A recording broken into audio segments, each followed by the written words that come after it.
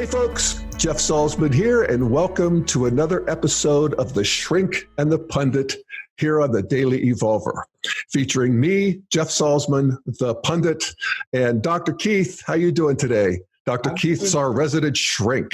I'm the resident integral shrink. Yes. Great. It's great to see you, Jeff. Yeah, likewise. So Dr. Keith and I have been having this conversation for several years, just about all kinds of integral stuff. A week or so ago, you sent me an email suggesting that we talk about the book, This View of Life by David Sloan Wilson. And the subhead is Completing the Darwinian Revolution.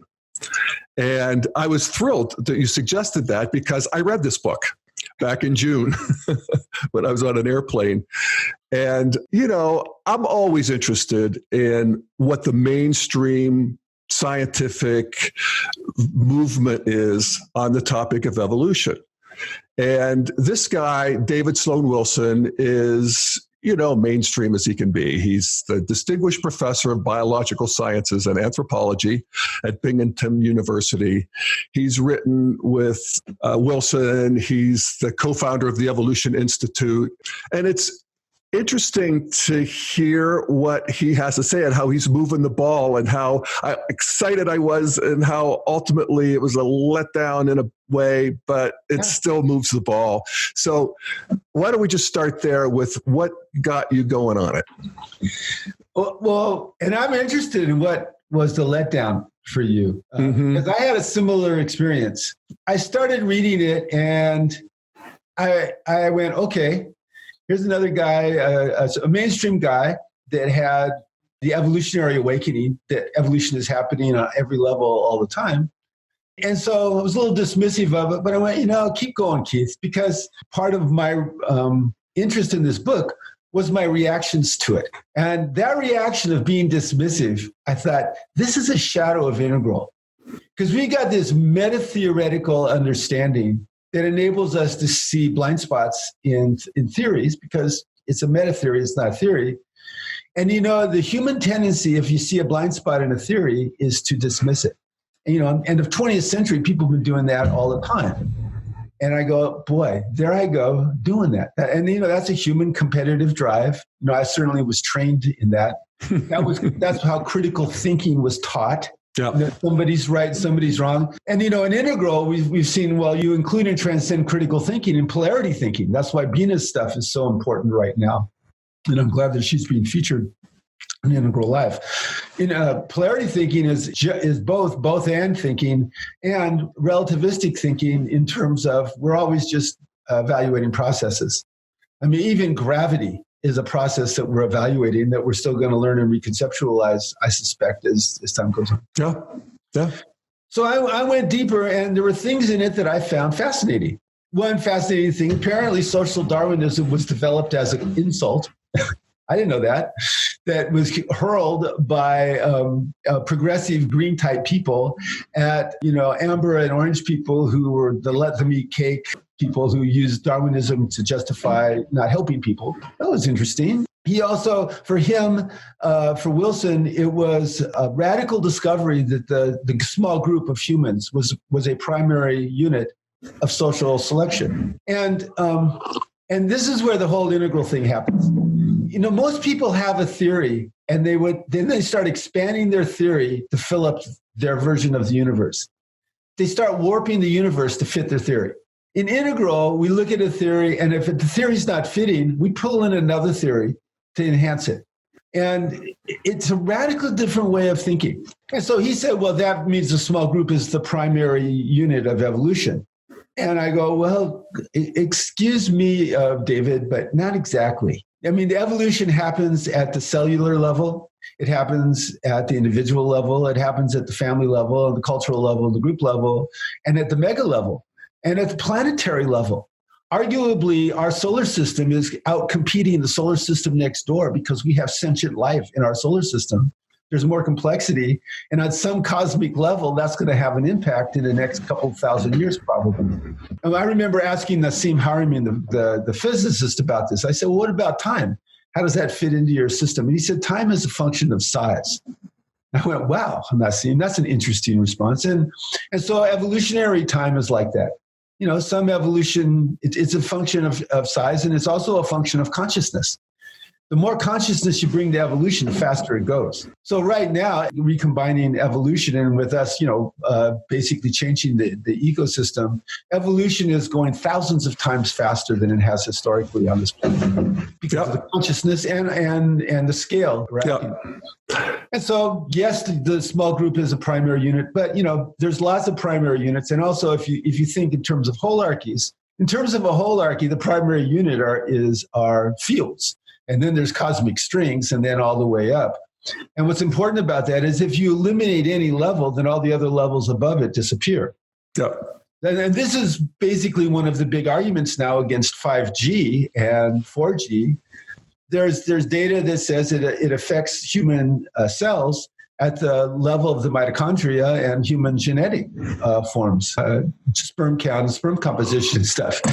And so eliminated human beings at the level of mitochondria, all the other stuff, small groups and everything else, all that's gone. Yeah. And so, you're thinking in those terms. That being said, Wilson in his excitement went, okay, so this is really great. This explains political stuff that I wasn't explaining before. That now he sees, for instance, a multi-corporation as expanding without boundaries.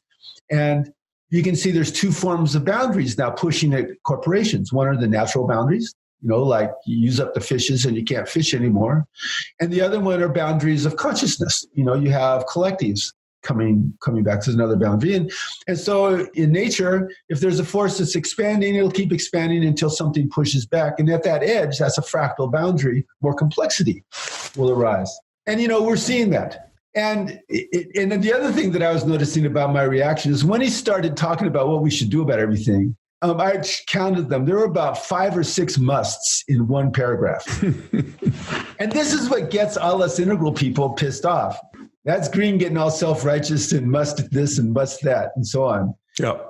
And I got to say, one of the great compliments that I want to give to you about the Daily Evolver is that Becky listens to it. Oh, that's cool. Becky only listens to podcasts where she really likes the people and the perspectives are really fun for her. And she listens to your podcast. And she listened to you talking about Greta, how you just had to force yourself to pay attention to her. Yeah. But you had to say, yeah, she's filling a role here. Yeah. But also, that group. We're talking Greta Thunberg. Yeah. Yeah, the young climate activist. The young autistic climate activist. Yeah, right on. Yeah. Well, she's like a lot of people, Asperger people are on the spectrum, but they can still relate. Asperger people sometimes are fun to hang out with because it's just kind of a radical honesty without social referencing. Well, it's one of the things I pointed out in the podcast is if we want to look at the evolution of culture, let's look at the evolution of how we think about oddballs. How we think about people who were, as when I was a kid, they were retarded. They were put in these special classes. They were isolated, or they were just isolated socially. And it's heartbreaking to think about that. But you can see the move that we've had where it's inclusion and it's diversity. But now it's moved beyond that. It's appreciation. Yeah. For what she calls it her superpower. Her autism is her superpower. And actually, we see that these people that we used to think were defective, they're out of the ordinary, but they often have something that the rest of us don't. And isn't that something that we notice that now? Oh, man. And we don't have to deny it. Yeah. If you look back in history, Isaac Newton was clearly on the spectrum and went psychotic in later years. We find that with a lot of mathematicians. Okay, we don't have to. That's still fine. A lot, the Newtonian laws are still valid. He put out a lot of great stuff before he went psychotic. Hopefully, Greta won't go that direction. Well, yeah, no. Well, that one of the things that this may be a little tangential, but. Where I sort of draw the line is how you've stolen my childhood. How dare you? Yeah, right. It's like, have a childhood for God's sakes. And all us true believers, stop preaching these visions of hell to our children. Yeah. And give them a break. So that I sort of chafed at, but the rest of it, I'm struggling to let it all in a way, as much as I can. Right. And, that's what we're called to do. And that's what I thought that was a great summation of the book and some of the issues with it that we're talking about. Again, the book's called This View of Life, Completing the Darwinian Revolution by David Sloan Wilson. And what I appreciated about the book was that he's moving the ball in terms of how scientists, and he talks about this, he talks about how scientists now are expanding the idea of evolution beyond the individual, so that we're seeing cultural evolution in general. Yeah, multi-level, and that where we're at, what that allows us is the idea of conscious evolution, where we can participate in our own evolution. And that alone just breaks us out of a certain scientific straitjacket that science has been in. And then he also challenges the social sciences and anthropology, particularly, that he says has gotten into a cul-de-sac around, just having antibodies to any kind of idea of cultural evolution, because it's seen as social Darwinism. And in a way it was. I mean, whether or not it was an insult, it was actually how people thought. With eugenics and all of Malthus. Malthus, the Gilded Age, all of it, and that after World War II, and we saw that rationality even, forget all the tribal stuff. All tribes have a triumphalist kind of story going on. They're all good with cultural evolution. We're going to win. God's going to come back. But after World War II, the idea of progress was obscene. And that still has a stigma in the social sciences that he's going against that. And he's saying, let's move beyond that. And he's saying a lot of people in science are trying to do that. So that gives me encouragement. And also part of the thing that I admire about him is he stayed in the mainstream. I mean, I couldn't be an academic because I just don't have the personality that can operate in situations where you have to somebody else gets a grant because their stuff is more mainstream. You submit a paper. And, for a good example of this is the people who study retroviruses. When Crick and Watson discovered the genome, they said, well, the DNA then it translates into the RNA, which creates the protein. And it only goes in one direction. Okay, so there are these researchers who said, wait a minute, there are cancers that seem to be caused by viruses. That means that the virus, which is an RNA, has to be affecting the DNA.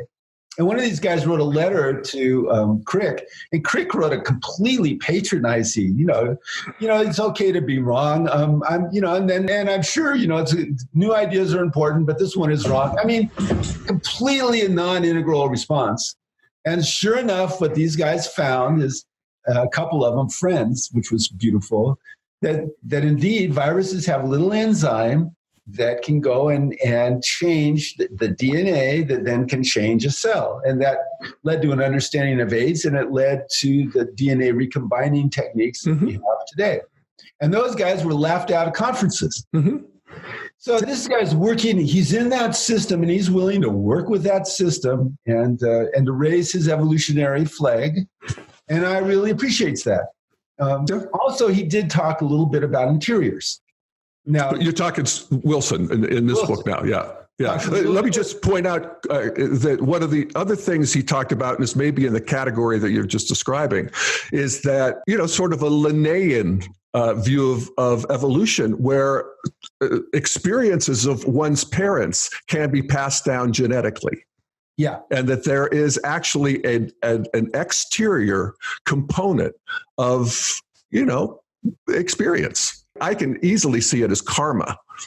Right. But to see it as part of the genetic is interesting, and I'm fascinated that people are seeing that.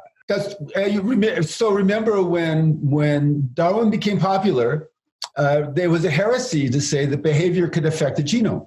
Yeah. Just heresy. And then they began to get studies out of Sweden, for instance. It was kind of like the Maniac and heresy in Catholicism. Like the devil can't create anything. It was like, no, you can't. Well, as it turns out, you can. And on a social level, absolutely you can. And that, and spiral dynamics was designed to say there's a social evolution that mirrors to a large extent the biological evolution. Evolution. And so, you can see it coming together. The place where I get irritated is we go, well, this other person then is wrong. Okay. I know. And this wasn't in the book, but a good example of that is there's a really engaging mathematician named Steve Meyer who wrote a book about evolution. And he said that you cannot explain the Precambrian. The Cambrian period started 500 million years ago. And right before it, there was a 12 to 7 million year gap, and 12 to 16 major forms of animal emerged. And he said, mathematically, that's impossible using just natural selection. And so, therefore, now here's what he did. Therefore, Darwin is wrong, and there must be something else going on. I know. And you go, okay, well, look, as integralists, we go, well, that's interesting because we believe in morphogenic fields, okay? We also consider involution to be a real thing. Involution described as? Involution described as when the universe came into existence, there was a potential for many, many, many layers of complexity. That potential came into existence at that moment. And the universe has been growing into that potential through the evolutionary process ever since. But that potential had a force of its own. It had a pathway that we're going towards. Just like morphogenic fields, if you create enough of something, it has an energetic quality because every physical body has an energetic quality in integral. And that energetic quality works sympathetically to support the evolutionary process. And so if you accept that, and there's a lot of evidence for both of these things, particularly for morphogenic fields, then what it meant is that the conditions got right, and this explains punctuated evolution, of course, that the conditions got right, and then all of a sudden these things happen sympathetically, and 12 to 16 new forms appeared very, very quickly. And if you look at morphogenic fields as a form of intelligence, like nature intelligence, the way that Michelle Small-Wright talks about it in her parallel way, okay, that's intelligent design. Yeah. Okay? So now we have a both and. It's not like we have to throw out Darwinism because of that. No, of course, natural selection happened, but obviously there was something else happening. At least that's what the data shows us mathematically. Yeah. Well, it's one of the things that sort of lifted me up and then sort of left me cold about this book was he started out talking about Teilhard de Chardin and his book. Yeah, exactly. And about teleology, the basic gravitational pull towards, a God consciousness, basically. And that means that there's a loving intelligence. There's something that is seeing us and loving us. And, there's a divine other. And David Sloan Wilson wants nothing to do with that. Yeah. And so, he talks about, and again, I think he's moving the ball tremendously. And I don't blame him. I don't even know if he believes it, first of all, but if he did, I'd keep it quiet if I were him, because, he still wants to maintain his academic credibility. But he talks about, behaviors that benefit group behaviors. He talks about, behaviors being inheritable and that sort of thing. And that's all good. But how about the evolution of humanity's actual relationship with the divine, who may also be evolving? And this is the kind of territory that at Integral we can go in and not worry about it too much. In Integral, we look at a map of the quadrants and we just see that along with everything else. Yes, that there's an interior non-material reality. And a dimension of reality that is structured and as real as a rock, but it's non-material. And there's lots of data that supports that particular consciousness. And it might not be an individual consciousness, but it's certainly something that involves everything being connected back and forth. And there are certain phenomena we've discovered that are transtemporal phenomena that they don't follow talk about Newton, that don't follow either relativity or Newton's laws. Spooky actions at a distance. Which reminds me of another thing that I like about his book. He talked about psychotherapy. And so one thing that he talked about psychotherapy is he went back and basically he really didn't know he was saying this, but but that every new form of psychotherapy had to make the previous ones wrong. Okay. The reason that Jung and Freud didn't get along after Jung did his stuff is because Jung's stuff included and transcended Freud, and Freud did not want to be included and transcended. Okay. And then the reason that the behaviorists dismissed the psychoanalysts is because they didn't want to include the unconscious, and so they said it didn't exist. Okay. Right. And then the cognitive people dismissed the behaviorists because they go, well, Jesus, it's really what you think, which, Wilson was beginning to look at interiors. He said thoughts actually generate worldview. He actually talked about worldviews. And then the cognitive behaviorists said, well, we need to include both of them. And then that's the current standard in traditional, in straight psychology, so to speak. Right. And everybody comes from spiritual understandings, or at least all the effective therapists, but you don't talk about it in the mainstream, and kind of then people start giving you shit about it, apparently. I mean, I see that in confidence. Yeah. And so this is a whole nother thing about being an integral person. My reaction to that was being impatient and dismissive.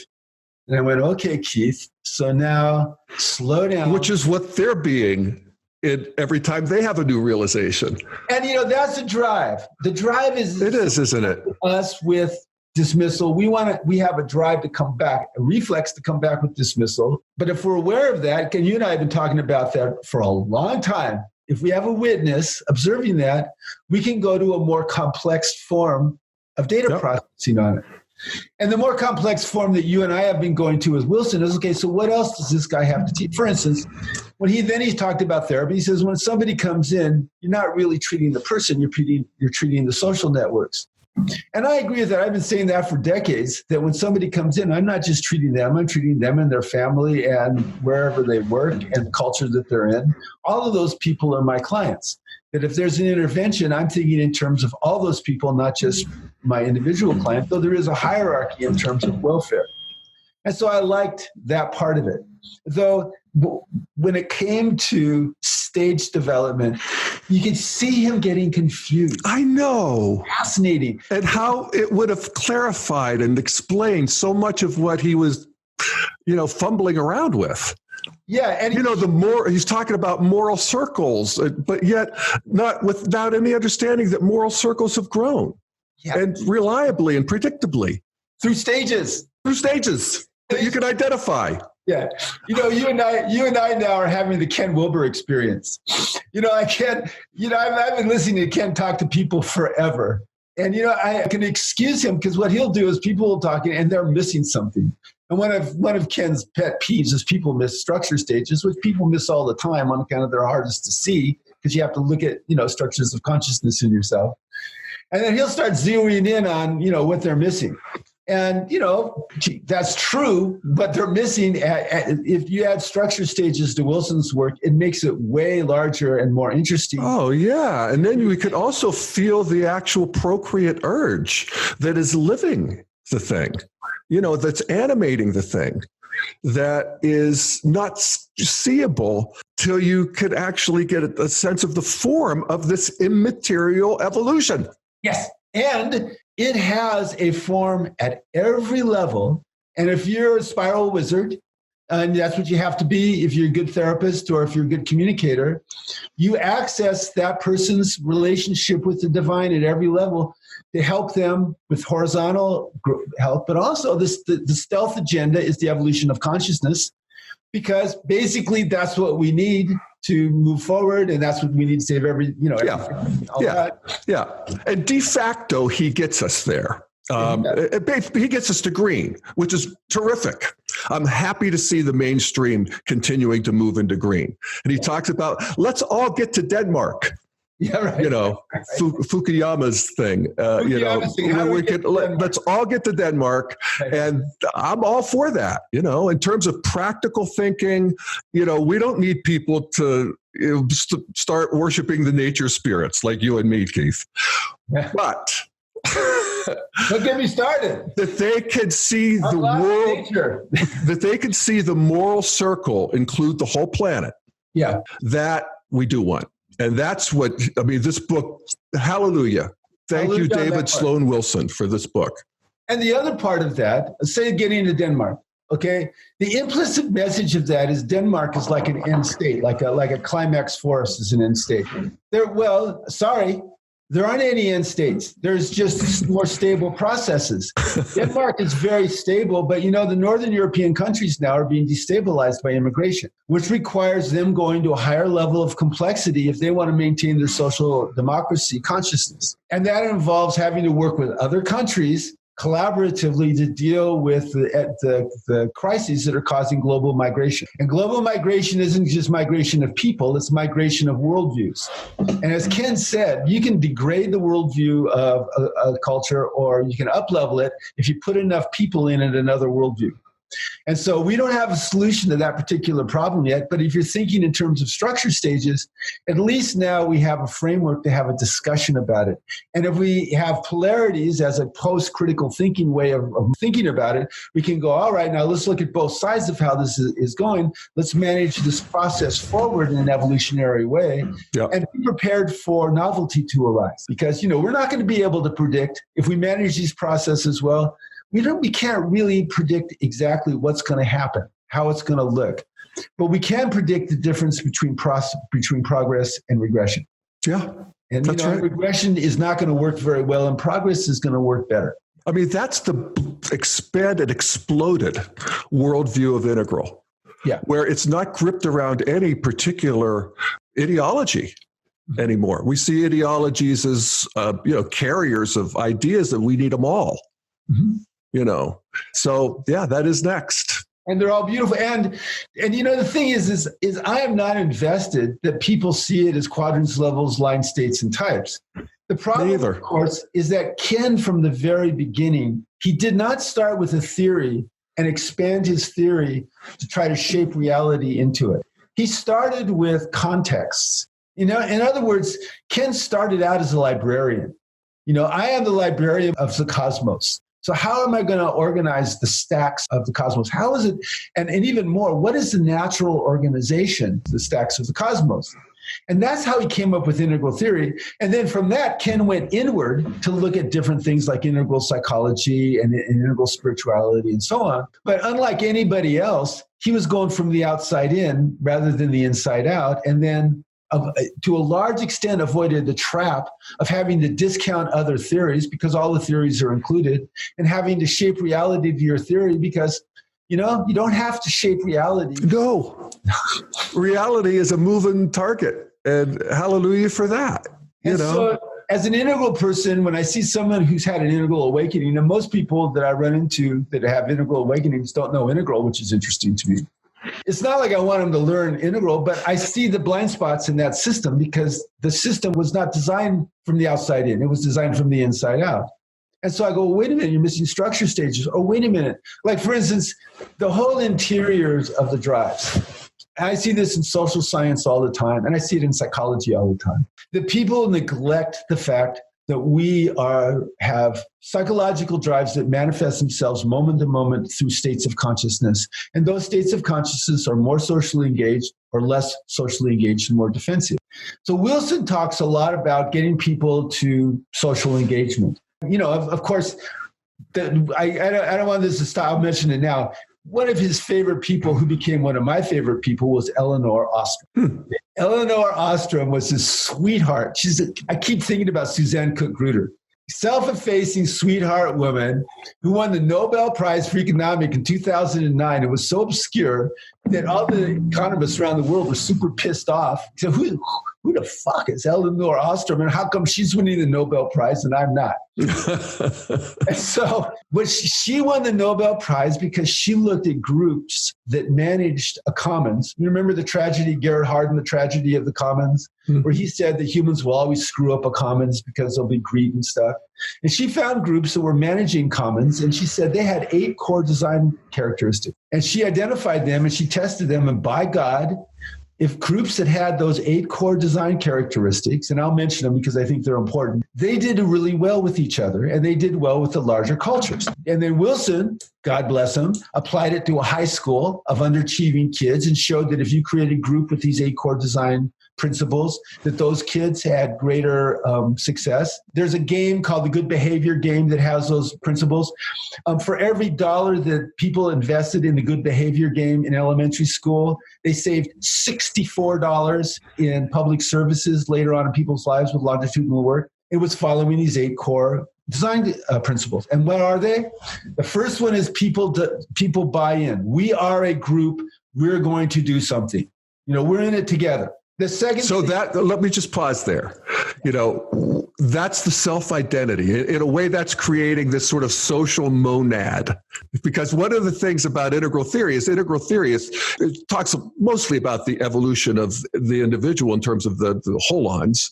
And ends up with individual human beings. And social holons have a different sort of quality. But if you get an identity going, then you could work as a group. Yes. I guess it's as simple as that. And we're all part, in postmodernity here, we're all part of multiple groups. That was an insight I got from Wilson's book that I really appreciated.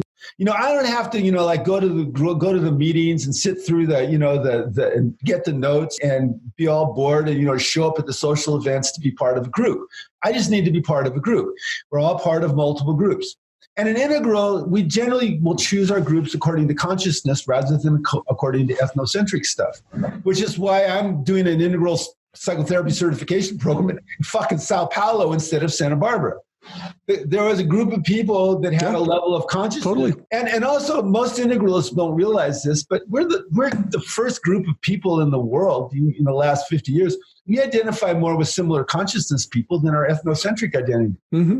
I identify more with progressives and post-progressives around the world than I do with, say, conservative Americans. Yeah. Okay. I mean, that in itself is an evolutionary achievement that is reflected in our unconscious identification. Yep.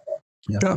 I mean, you could say that started in a certain way with modernity, where we became trans-ethnic, but it definitely continues. It's an aspect of the way forward for sure. But go on. So that's the first one. We buy in. We're a group and we have a purpose, whatever that purpose is. The second thing is that we're all, so the purpose involves us doing something. What she did is she looked at some Turkish fishermen who needed to not overfish some waters, and some Maine lobstermen. And we can also see this in things like Alaskan salmon fisheries, which are now sustainable fisheries because people have organized around it. And she found that the people did, first of all, there's buy-in with a purpose. Second of all, it's fair. People feel like everybody kind of gets back what they put in. Everybody puts in a bunch and they get back a bunch. And the leaders can get more, but the leaders are taking on more responsibility. That there's a sense of a fairness of input and output, okay? It's not like, you work for $10 an hour or $15 an hour maybe for Walmart, and then the people at the top are making $500,000, $1 million a year, okay? That makes everybody cynical. So it's not like that. It's like it feels fair. Yeah. The third thing is that everybody in the group has input on the rules. Their opinion matters. Okay? And it's not like everybody has equal say, but everybody has a say. Okay. And the fourth one is that people are being monitored about whether they're following the rules or not. It brings us to the current situation in the government, right?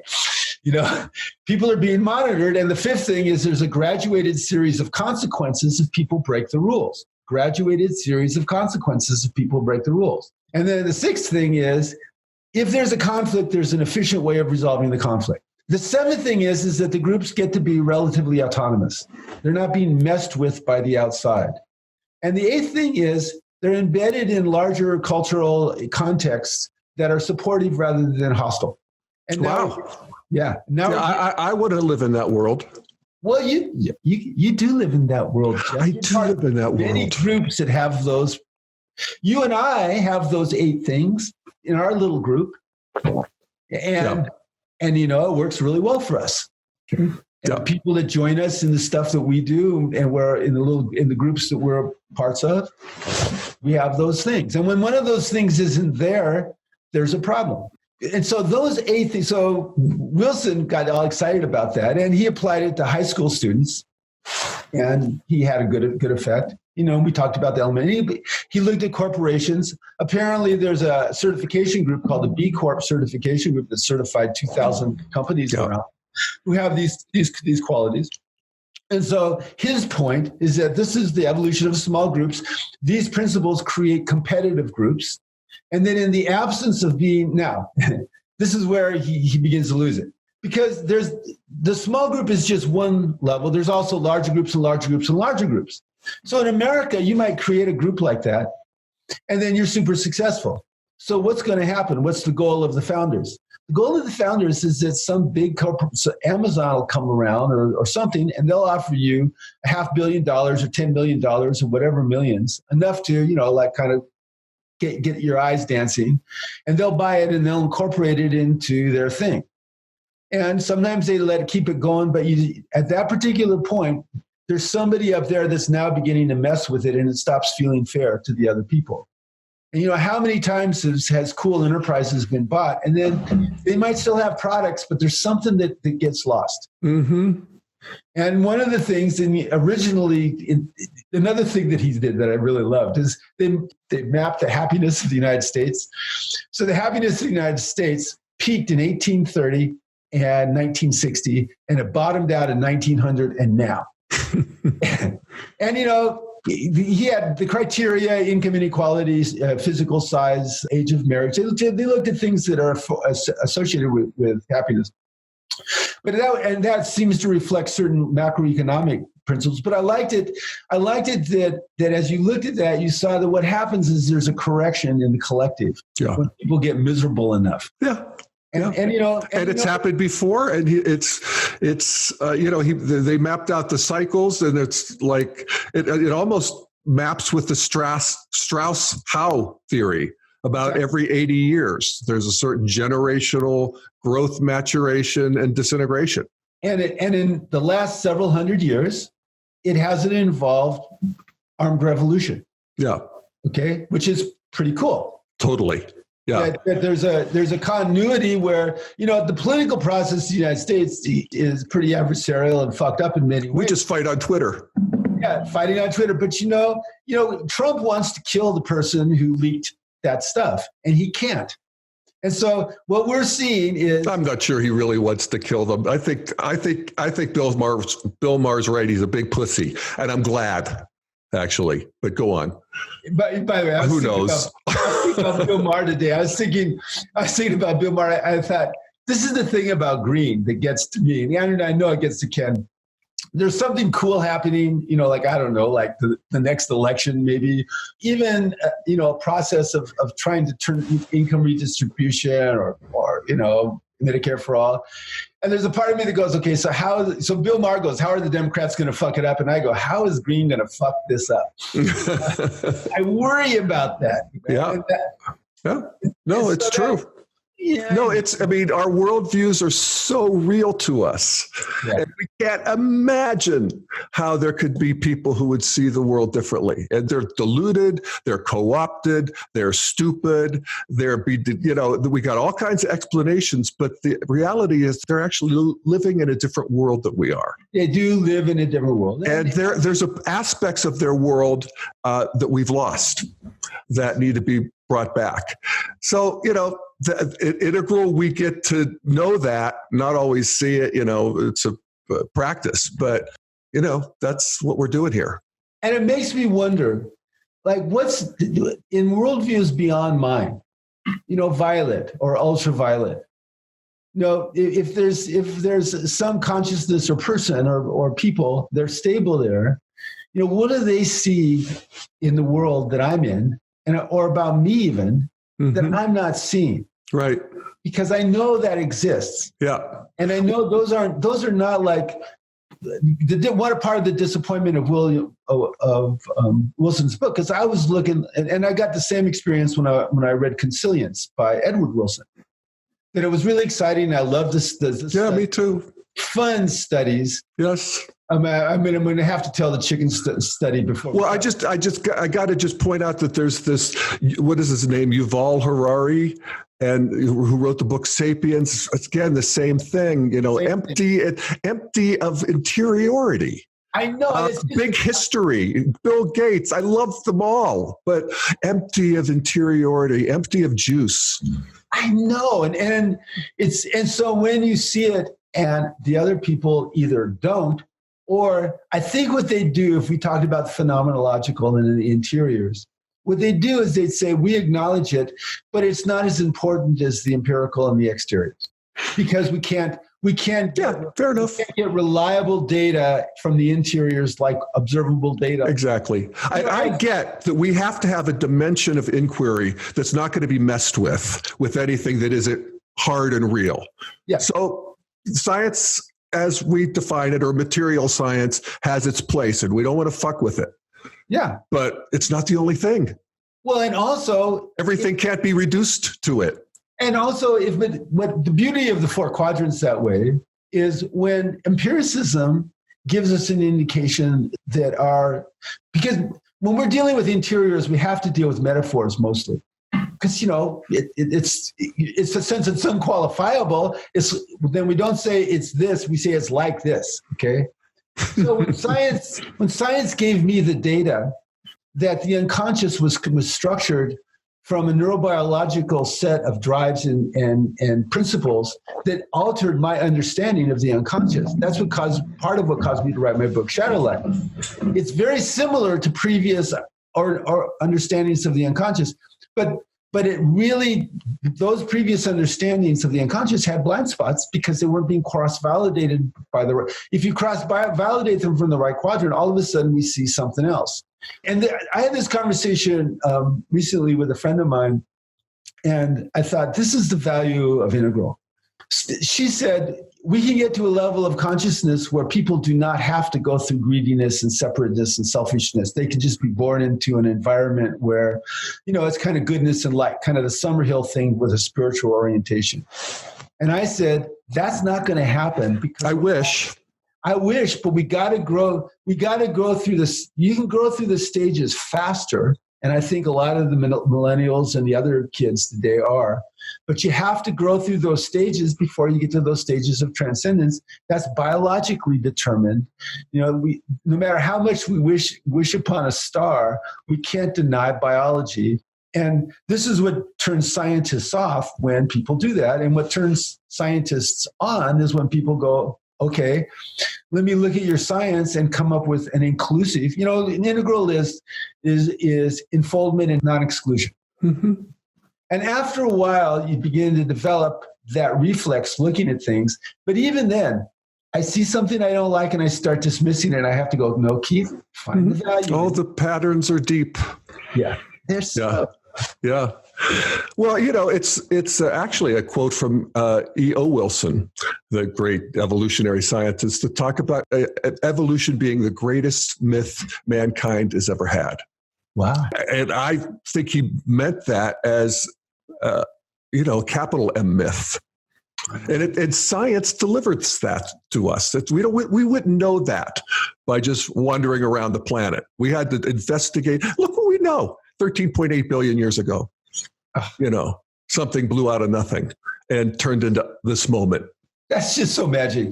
And that's a science-based religion, essentially. Yes. It's a religion that includes science. That's for sure.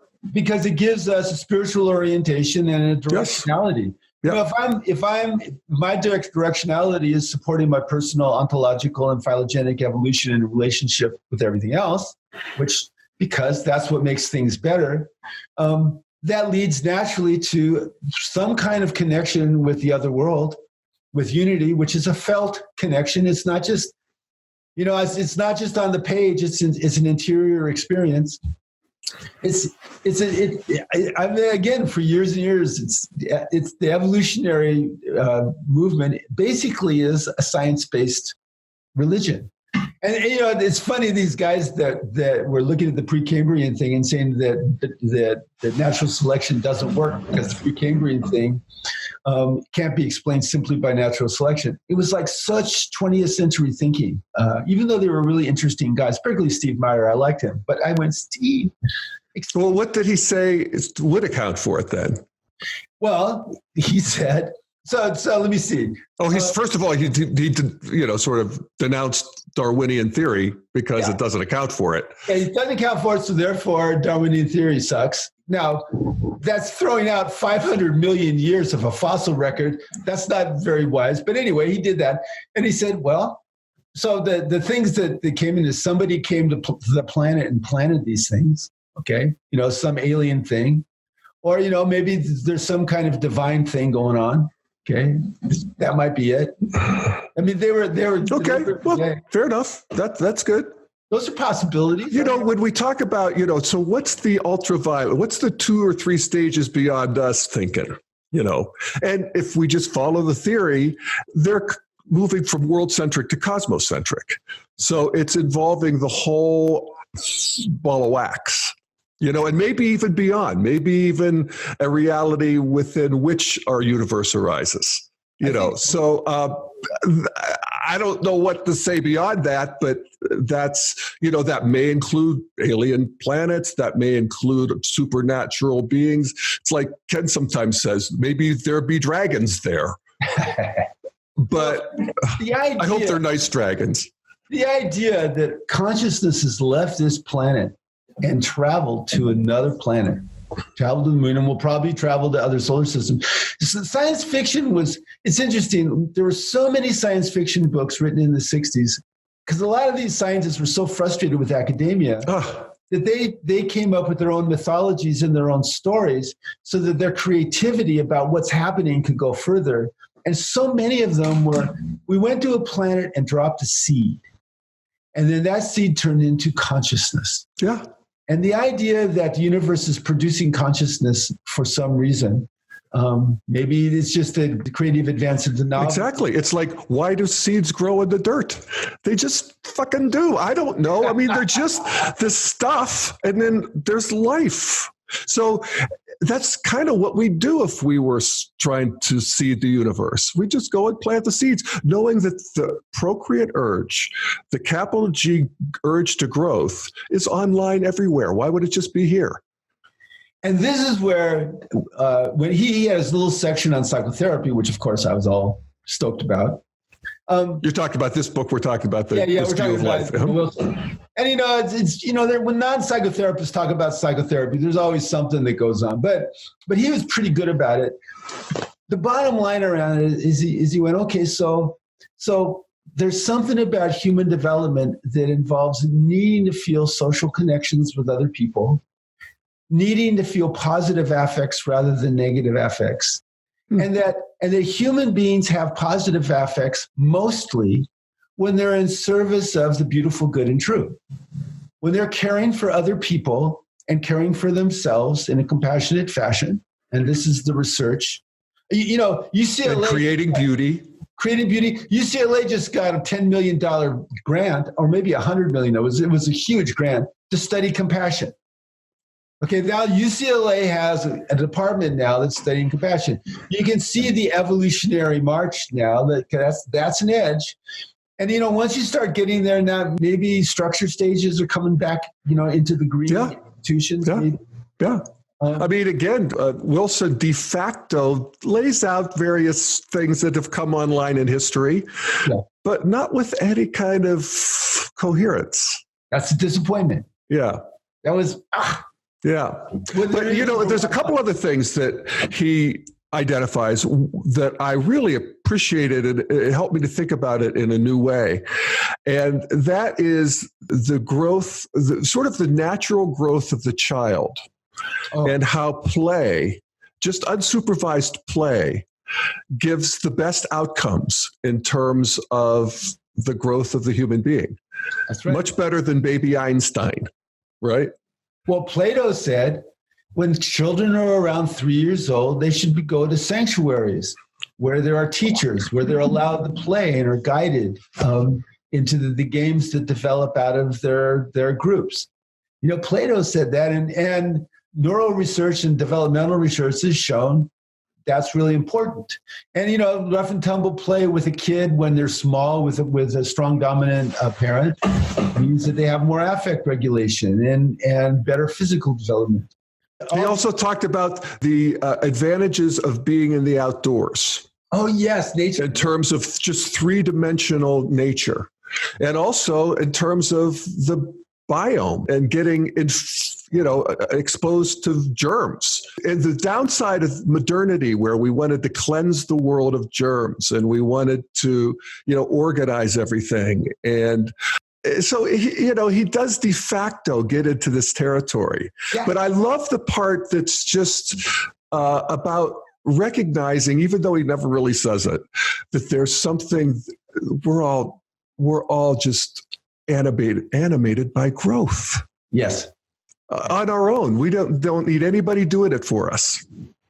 Well, that's what kept me bringing me back. I mean, when I say born again evolutionary, I mean, there's some kind of spiritual excitement animating his message. There is. And that is, when you finally realize that greater complexity in human is loving each other better, and that's not an option. We suffer if we don't do it, and we thrive if we do it. That's a pretty cool realization.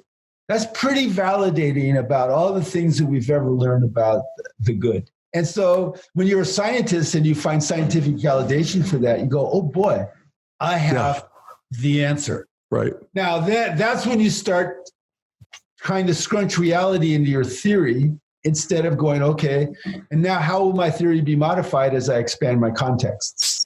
And that's why you and I enjoyed him so much and we're so frustrated with him, like we are with so many books. Yeah. Go on, Keith. I want to tell the chicken experiment. Oh, okay. Tell the chicken experiment. Okay, so they did this. He used this to demonstrate how evolution of groups is more important than evolution of the individual. So here's the chicken experiment. So they wanted to create chickens that laid more eggs, right? So they picked the chickens that laid the most eggs and they just had them breed, okay? So after 4 or 5, it doesn't take many generations to change psychology and morphology it only takes about 10 generations. It's ridiculously quick, okay? I mean, very, very, very quick. Anyway, so what they ended up doing was producing psychopath chickens. Okay, so the ones that survived were the ones that were the most aggressive and selfish. And so the groups had less eggs because they were just too busy attacking each other like maniac sociopaths. Okay. So instead they took groups of chickens and they just took the groups that had the most eggs. And then what they ended up producing was cooperative chickens that laid a lot of eggs. And his point was that the evolution of small groups trumps the evolution of the individual when we're dealing with the survival characteristics for the group, what Darwin called kin selection. And, Darwin always said this, natural selection is selection of the fittest, sexual selection is selection of the sexiest, and kin selection is selection for the people in our immediate kinship group or the group that we identify as a kinship group. And there are they can't reduce them to each other. There are 3 different forms of selection that are happening simultaneously, multi-level. And then he extended those levels into social Constructs, into larger groups. I extended into corporations and governments, into consciousness and cosmology. I mean, the contexts just keep expanding. Yeah. Fabulous.